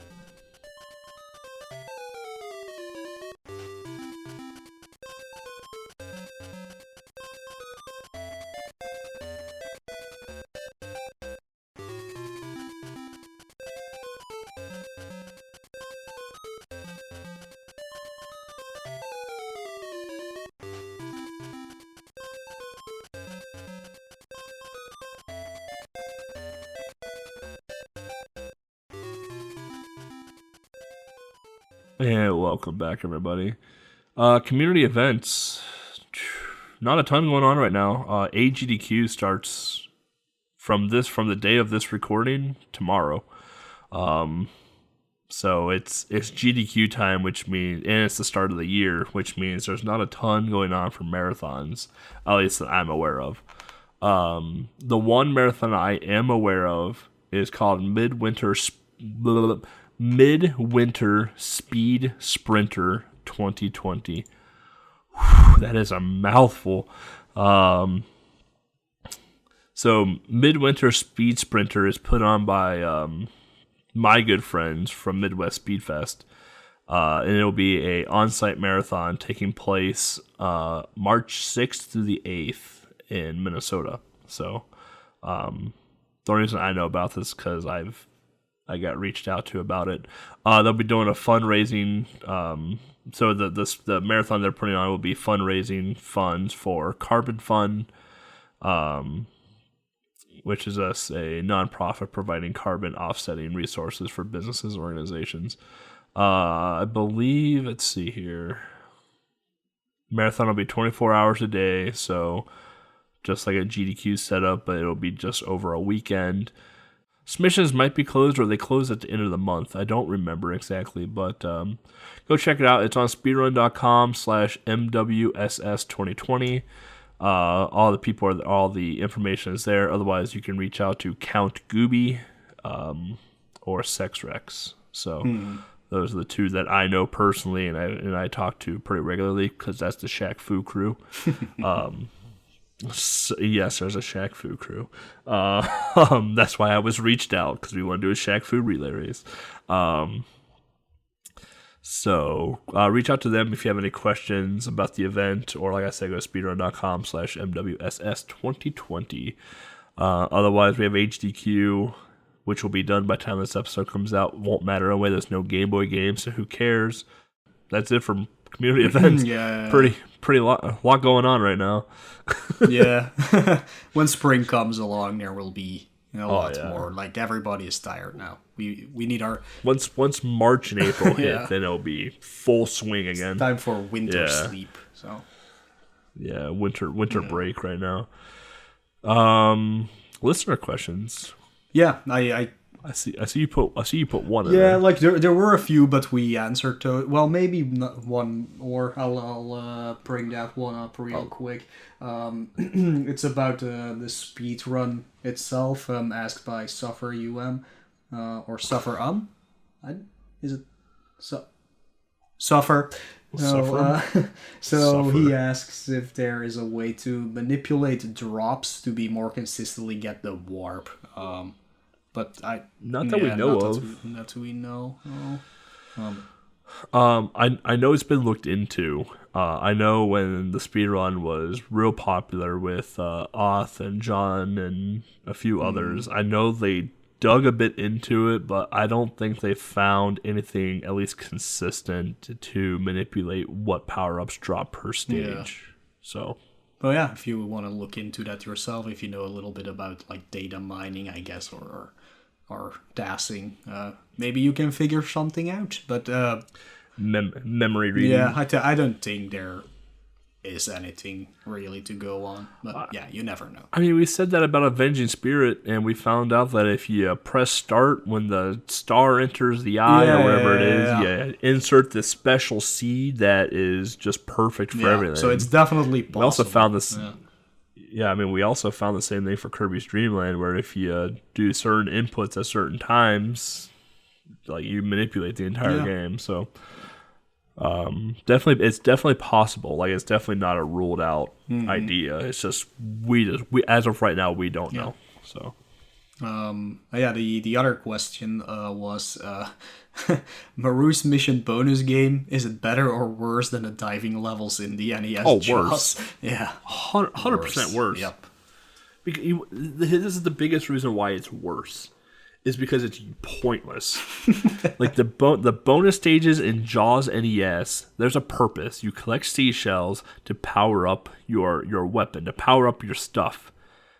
The water level in Maru's mission is completely pointless, and it's just there to draw out the game longer. Yeah, and it's like in the NES Jaws, you also have an entire overview of the area, so you know where the enemies are. In this game, it's like so zoomed in that you have no idea where the sharks are. Well, Yeah. you can know if you speedrun it because they always move in the same way, but It's the same pattern. But yeah, if you're just playing it casually, you don't see anything on screen, and suddenly there's a shark there, and if you're not in the like correct positioning, you just get hit. So getting hit by these things is very, very annoying, by the way. I don't think we said that, but We didn't talk about it. yeah, No. if you get hit by an enemy in the stage, you pass through them, basically. But if you get hit by the sharks, they just push you all over the place, so it's super pushes annoying. you everywhere.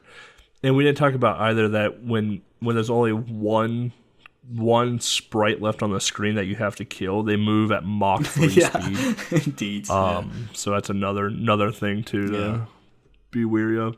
A couple other questions, like we've already covered them in the podcast, but what's the difference between regions? Japanese is harder, honestly. The levels are about the same. The opening stage is different. The final stage is different, just based off location. But the Japanese version is slightly harder than the American version. And just another little statement, like, did you send a letter to Jalico or to that address? No, because I looked it up what it was like two years ago and found out it was a plastics factory. So yeah, unless they still have like one office space in there in that factory, waiting for those letters to come in. One guy sitting there for almost 30 years. Oh my god, that'd be amazing. I couldn't find a Jalico America office anymore. Yeah. So, like, I don't think Jalico's a thing anymore, are they?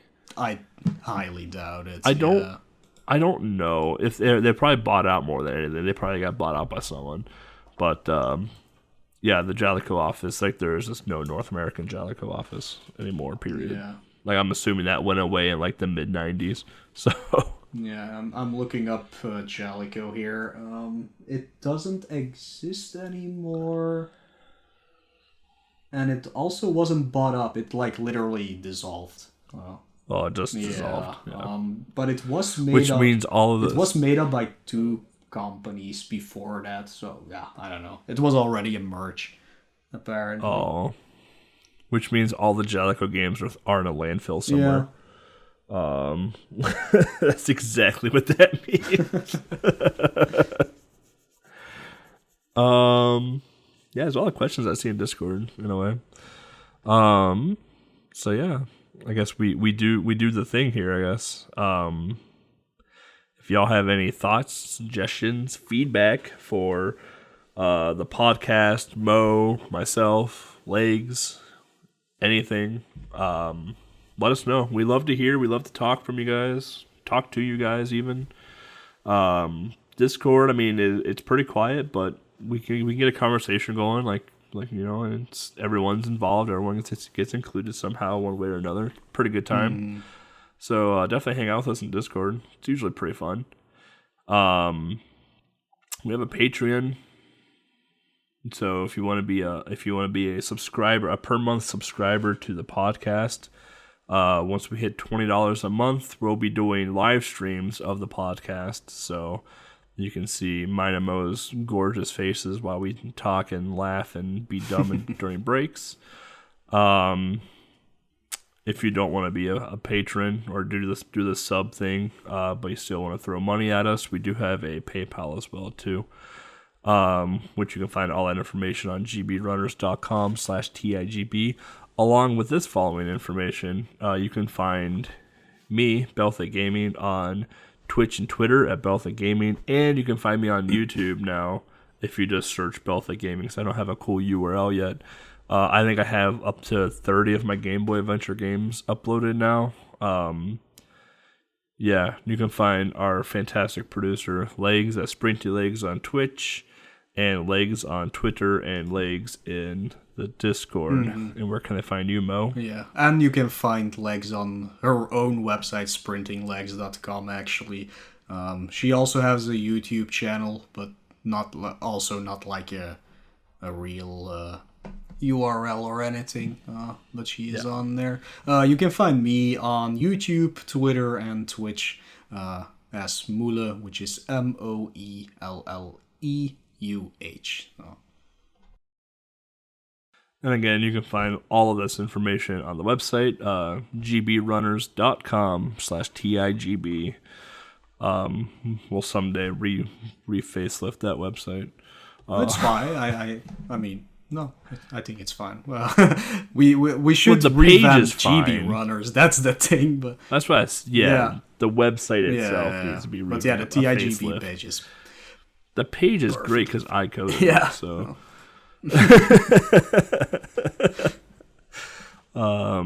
So yeah, Mo, what's our next game? next month for you people. We're going back to our regular schedule, by the way. Like it should be one light and one normal episode a month again. Sorry for having to fill in some gaps with just some lights now, but at least we still provide you with content. We always try to do that. 2 episodes a month will always happen. But yeah, next time we are going totally Greta Thunberg on you and save the environment with Swamp Thing. Alright. Until next time, everyone. Ta-ta. Later, man.